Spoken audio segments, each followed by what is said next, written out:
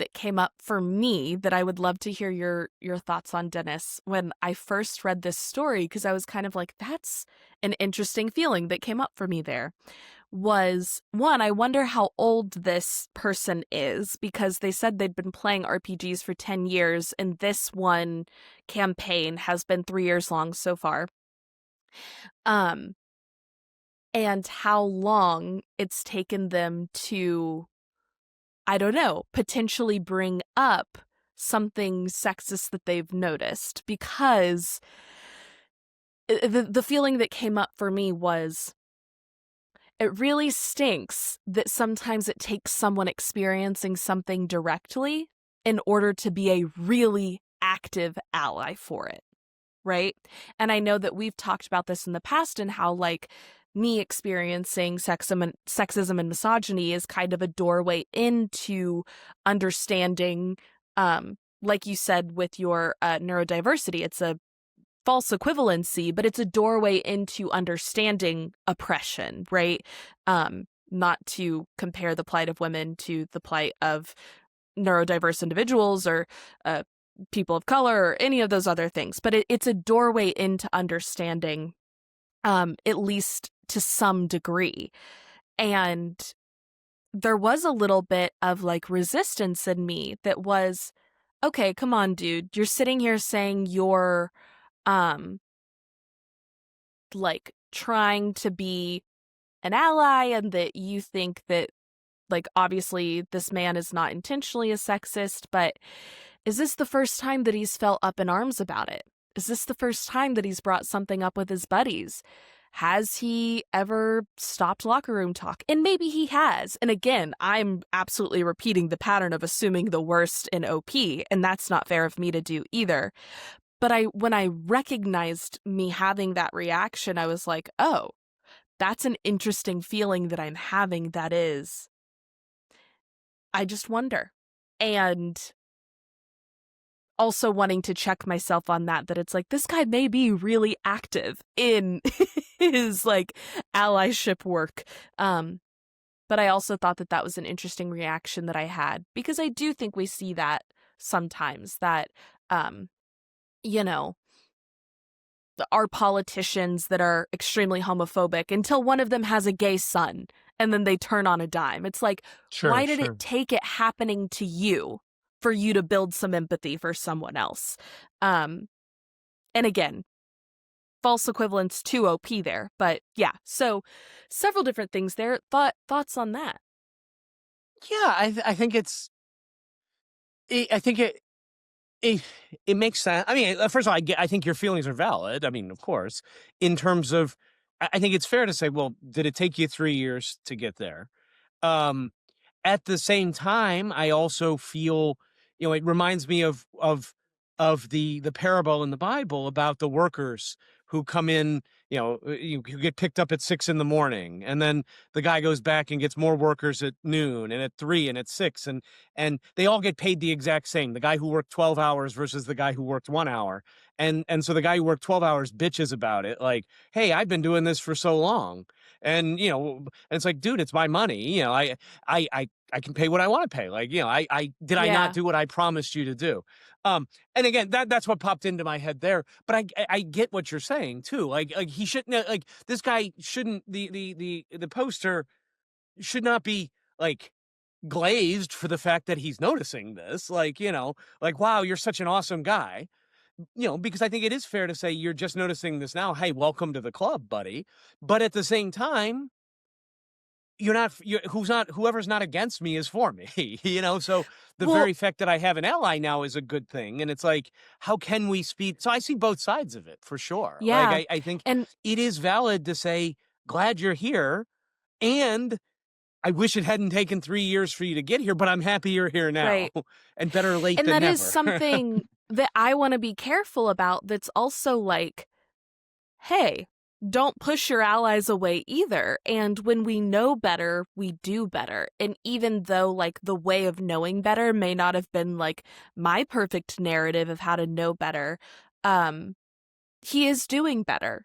And he is actively, like, noticing these things and trying to push towards progress in his real life with the people he's with. And it's like, that's how real progress happens, is bold and courageous acts like bringing this up. And he even said he brought it up to his DM, which I'm like, even that is That takes absolutely, courage. it That's really vulnerability. does.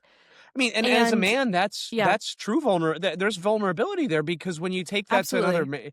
it's very easy for me to talk about this with you because I'm Yeah. preaching, I'm preaching to the converted, obviously.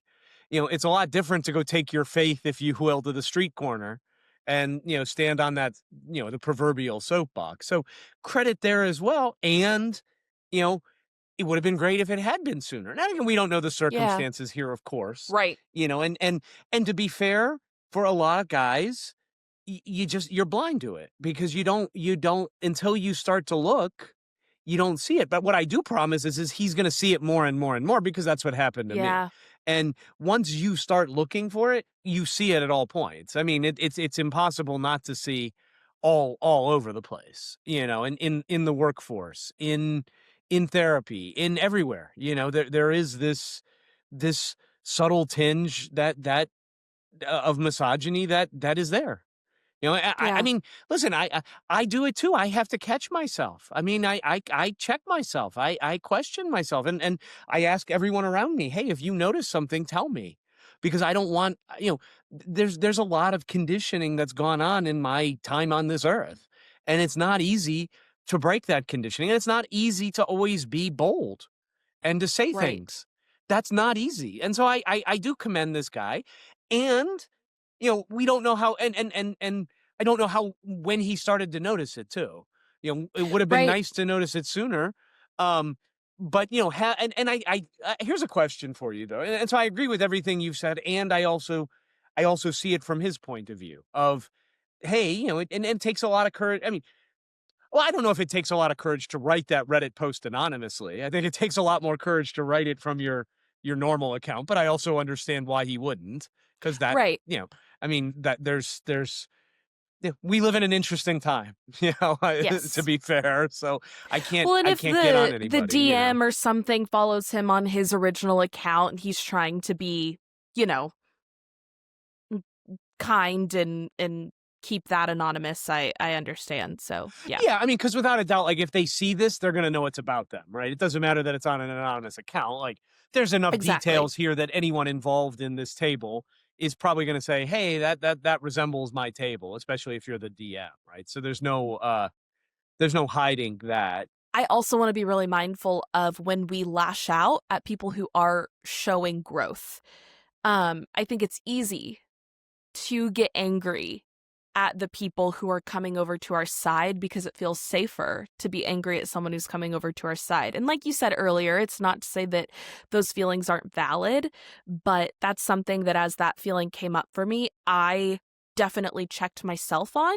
And so I kind of just want to own that it's like, hey, also, like I'm allowed to have those feelings, but if we're doing this work, like you said, even if he started working at 6 p.m. right before the sun went down, um, if we want people to own when they've been wrong and we want to create a society of people who are open about their mistakes and open about their growth and open about their challenges, that's an extremely vulnerable thing to do.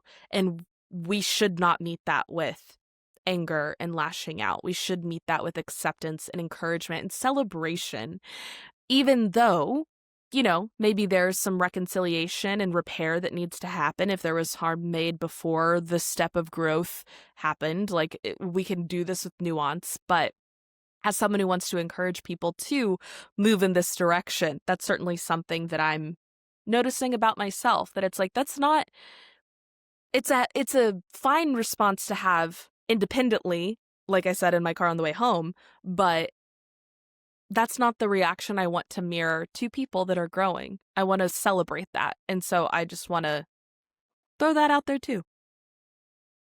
No, yeah, and I think you bring up a great point of, you know, purity tests are problematic to me, because I mean, I think we see what happens in our, that's always been a problem with the left-leaning side, is these purity tests. And, you know, it ends up pushing people away because no one can maintain this standard.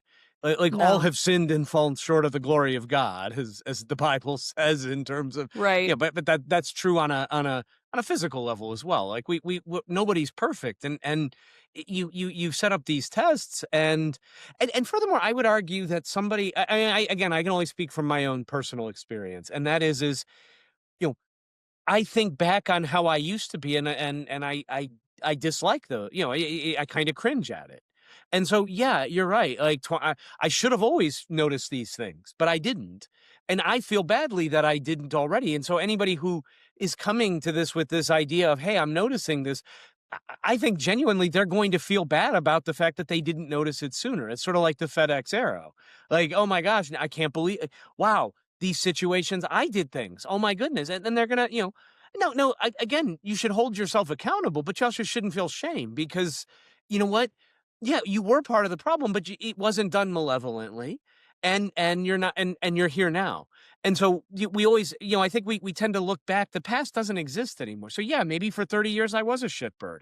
Like, you know what? But I'm not now. And that doesn't, there's no sin for me to atone for because I'm here Right. now. Like, what do and so I think I think there can be this idea of, again, like, I've been here all along. Where have you? The fact is I'm glad the message should be, I'm glad you are here now. Yeah. And what can we do so others can get here more quickly? Because it feels like it has been a long wait as well, but I'm glad you're here. Like, Yeah. how do you combine all of that? You know what I mean? Like, that's the message. Like, I'm glad you're here, but I'd like more people to get here faster. How can we do that as Yeah. well? Let's work together on that. I completely agree. And I love what you said about like holding it all. Like, we also can do this with nuance and complexity. We have to, because that's the only way that this growth can happen. And you're right. Purity tests are inherently unfair. There's no such thing as a perfect victim. There's no such thing as a perfect ally. There's no such thing as a perfect activist. And I think that's also part of why so many people are so fearful to own growth and coming forward, is because of the shame of who they were before. But how powerful are those stories? And I do think us as a society need to move in the direction of celebrating growth as opposed to decrying mistakes of the past. And again, not to say that that doesn't mean we don't need to repair and acknowledge and, reconciliation and all of that good, important work that also needs to be done to make right. But there's a difference in, and I think we may have talked about this last week or the week before, there's a difference in guilt and shame.